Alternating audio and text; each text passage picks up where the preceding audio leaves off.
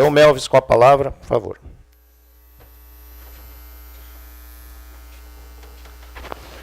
Obrigado, Zambuja. Bom dia a todos. Presidente Alexandre, presidente Murilo.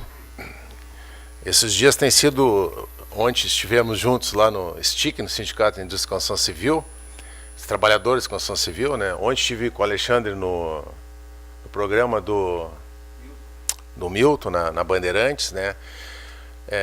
E a agenda toda semana tem sido bastante pesada para nós, né? Porque nós, como lideranças e como formadores de opinião, se num país que grande parte da população não tem cultura, nós que temos curso superior, que temos posições importantes de destaque, não sairmos a tomar a frente, tentar influenciar, fazer a nossa parte, fica muito difícil. Existe um processo muito nefasto nesse momento sendo implementado no Brasil.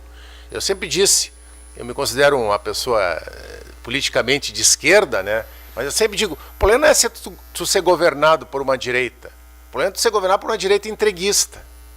Né? Que nós estamos desmontando toda uma cultura de engenharia, de infraestrutura feita nos últimos 30, 40 anos no Brasil. E isso afeta radicalmente a engenharia, afeta os engenheiros.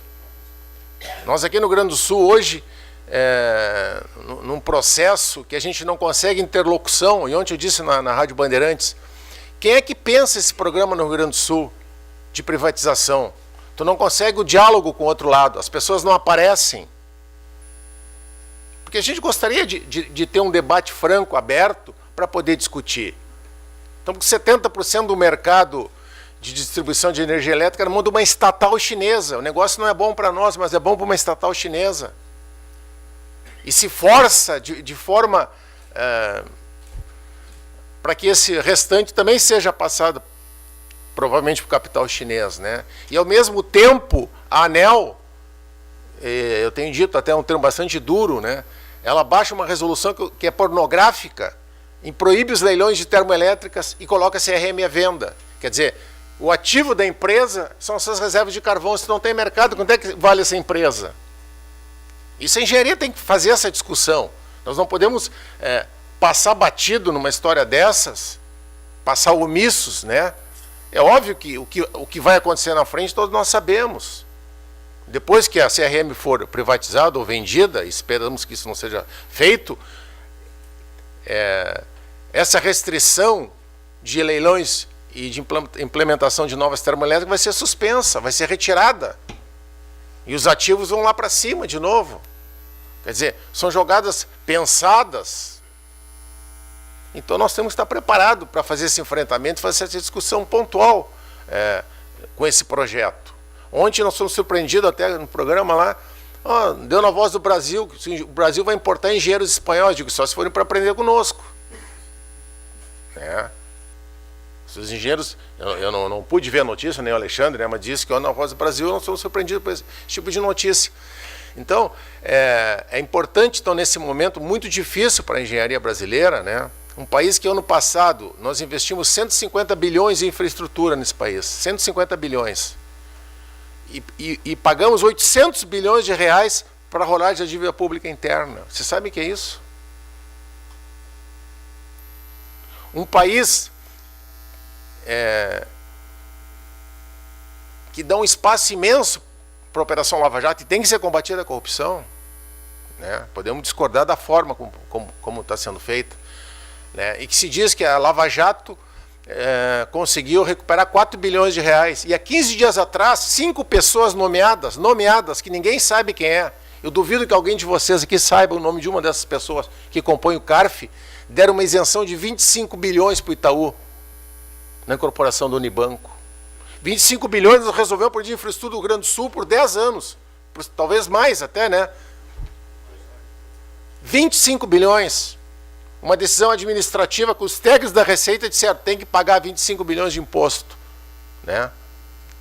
Em função da incorporação e dos lucros. E aí um tribunal administrativo composto por 5 pessoas dá uma isenção de 25 bilhões. Até eu sou lá do interior de Santana do Livramento, né? Usei expressão, quando a gente quer distrair a vizinhança, né? a gente pegar um pouco de milha, tira assim, as galinhas vêm e fazem um gritedo, né? E tu sai pelo lado, né? Para ninguém ver que tu saiu, né? Então, mas nós como engenheiros, como formadores de opiniões, como temos essas informações, nós temos que puxar essa discussão. Nós não podemos deixar passar essas questões dessa forma como está se tentando fazer no Brasil nesse momento. E nós só vamos conseguir fazer esse enfrentamento se tivermos alinhamento. Porque, historicamente, a engenharia é uma categoria que não consegue alinhar pensamento, não consegue alinhar ação. Né? Nós achamos que, talvez, questão de formação, desde os nossos bancos escolares, né, o engenheiro acaba muitas vezes estudando sozinho, vira uma noite, vira um fim de semana estudando, e ele acha que resolve as coisas sozinho. Nós não vamos resolver sozinho. E ontem disse até quem viu em Brasília, né, os índios deram exemplo, né, os índios foram para Brasília lá, né. Quem está dando exemplo para nós, né, de mobilização? A política, a legislação, ela só muda por pressão. Categorias que não tiver capacidade de pressão, que não tiver capacidade de organização, não vão conseguir mudar. Vão ser arrastadas nesse processo. E nós temos que impedir que a engenharia brasileira seja arrastada para um caminho sem volta. Um caminho de subordinação tecnológica, um caminho em que nós seremos consumidores eternos de conhecimento e não geradores de tecnologia. Então, eu fico muito contente, o Murilo tem batido muito nessa questão da engenharia unida. É um processo, nós temos que unificar todo esse processo, nós somos uma categoria muito forte, com muita capacidade de influência. Muito do PIB brasileiro passa pelas mãos dos engenheiros. Agora, se nós não tiver essa capacidade de trabalhar em conjunto, de trabalharmos aglutinados para defender nossos interesses, o futuro vai ser muito duro para a engenharia brasileira. Nós vamos perder esse cenário de sermos protagonistas e talvez a gente vire, né,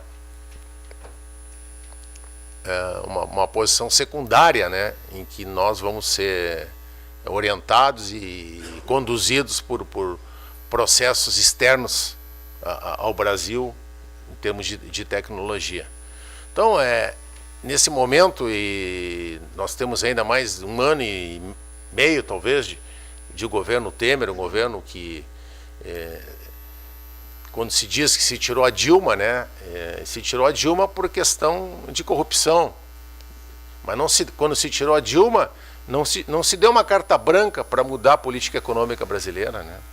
A sociedade brasileira não trabalhou nisso. Dizendo, nós vamos guinar de um governo de centro-esquerda, né, para uma política neoliberal ortodoxa, né, duríssima que está se fazendo aqui no Brasil, né, alinhada com o governo Macri na Argentina. Nós temos que entender esse processo mundial de economia de dominação que ocorre, né.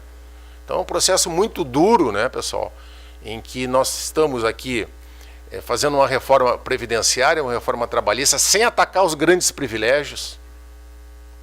E aí me preocupa, e eu tenho dito e tenho me exposto até muito, né, porque quando chega um paciente no pronto-socorro quebrado num acidente, se ele quebrou uma perna e um braço, não pode tratar só o braço, tem que tratar o braço e a perna dele, né? Será que é legal? Eu digo, são as ilegalidades legalizadas. Para mim não é legal, mas, né, são as ilegalidades legalizadas. Alguns setores públicos no Brasil que privatizaram o Estado brasileiro. Será que é legal um promotor ganhar 100 mil por mês, um juiz ganhar 100 mil por mês? E isso já se tornou uma normalidade? Nós aceitamos isso? Então essa reforma ela não ataca os privilégios dessas grandes elites públicas brasileiras. Então, se nós vamos consertar o país, nós temos que consertar ele como um todo, o meio político, o meio legislativo, os poderes, os tribunais de contas, né? A lei de abuso de autoridade, está discutindo com a Zambuja ontem, né? Talvez o momento não seja o mais adequado, mas ela tem que ser discutida sim. Né? Ninguém pode estar acima da lei e da legislação brasileira. Nós temos privilégios no Brasil. O Brasil não vai evoluir como nação. Eu tenho dito, um juiz federal americano ganha $7.000. O juiz federal americano ganha $7.000. E sem nenhuma mordomia. Então, nós temos que discutir também, sim, essa interface com os poderes públicos no Brasil. Porque é a nossa atividade produtiva que acaba gerando a renda para pagar esses valores extremamente altos. Então, o contexto social e econômico do Brasil hoje é muito complicado. Mas acho que a grande mensagem, a mensagem que o Murilo aí pela federação tem tentado passar, tentado mobilizar, e a gente tem dito isso, nós precisamos ter unidade, nós precisamos ter consciência de corpo, nós temos que ter organização, nós temos que defender a engenharia. Isoladamente ou em pequenos grupos, nós vamos ser arrastados nesse processo. Os direitos vão sendo atacados, né, as prerrogativas que se levou muitos anos vão sendo derrubadas, e nós temos informações que o próximo ataque vai ser em cima da lei de salário mínimo profissional. E vocês têm dúvida se eles vão eliminar o salário mínimo profissional do engenheiro? Nenhuma dúvida que eles vão eliminar nesse processo. Agora, a categoria ela precisa fazer esse enfrentamento. A gente sabe que é difícil, né? Dentro da engenharia nós somos um grupo muito heterogêneo, com pensamentos muito diferentes, mas nesse momento a gente tem que fazer uma grande reflexão. A engenharia ela tem um grande poder de inserção social e econômica, temos grandes lideranças, agora precisamos trabalhar em conjunto. Se nós não encontrarmos essa forma de trabalhar, nós vamos nesse processo todos sofrer um nocaute técnico, né? Dessa forma, viu, Alexandre, eu acho que nós aqui, o Alexandre, o CREA, nós temos procurado unificar muito as ações do sindicato e do CREA. Temos divergências, mas sempre temos colocado os interesses da engenharia acima dos interesses pessoais nossos e de pequenos grupos que nos cercam. Então, eu acho que no exemplo que a gente tem dado aqui, CREA e SENGE, é muito importante. Eu acho que depois de muitos anos aqui nós temos trabalhado bastante unificados nesse processo. O que é bom para o SENGE é bom para o CREA, o que é bom para o CREA também é bom para o SENGE. Esse é um processo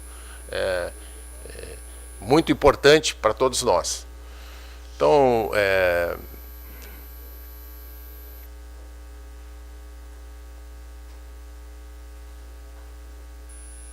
por isso que é ruim quando o cara dá aula, nem tem um aluno falando, a gente se atrapalha, né?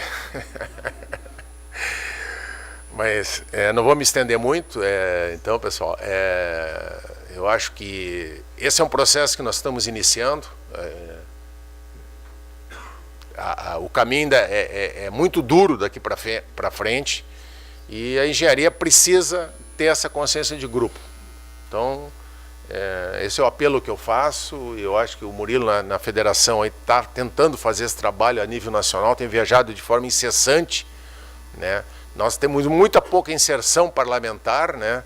Hoje o Brasil é um país dominado por advogados, parabéns aos advogados que conhecem como as coisas funcionam e se estruturam, apesar das suas divergências, para fazer leis que favorecem as suas atividades profissionais. A engenharia não aprendeu a fazer isso ainda, né? Então, nossa categoria tem que conquistar esse espaço, e eu acho que a gente, se nós não conseguir, pelo menos vamos começar um processo para que essa nova geração de engenheiros que vai nos substituir, que está chegando ao mercado, possa fazer esse trabalho melhor do que a gente fez. Então, obrigado e bom seminário para todos vocês.